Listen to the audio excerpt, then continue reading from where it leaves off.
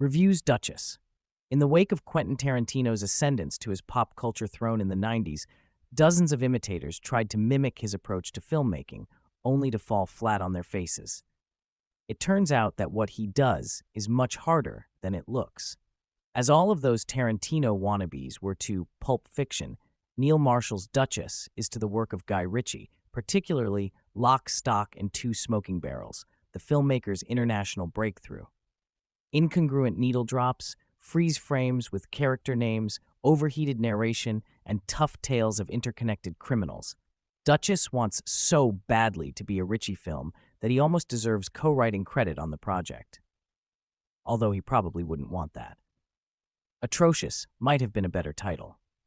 The remarkably boring Charlotte Kirk plays Scarlett Monaghan, a woman approached by a suave gentleman named Robert McNaughton, Philip Winchester, while out with her deadly dull boyfriend at the club one night. Robert and Scarlett have instant chemistry, so they pretty quickly dispatch with Mr. Wrong and begin a steamy affair before Scarlett discovers how Robert makes his money.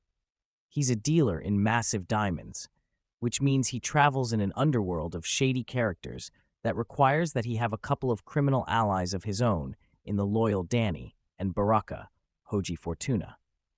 Colin Egglesfield plays an antagonist of Robert Scarlett, while Stephanie Beacham is forced to deliver some of the film's worst dialogue as a crime lord of the jewelry scene.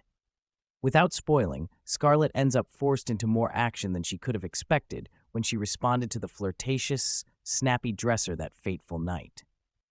Marshall, Kirk, and Simon Farr's script wants to be a Guy Ritchie variation on Kill Bill, a story of a woman pushed to vengeance by people who underestimated her. Still, they don't come close to closing that sale in any notable capacity.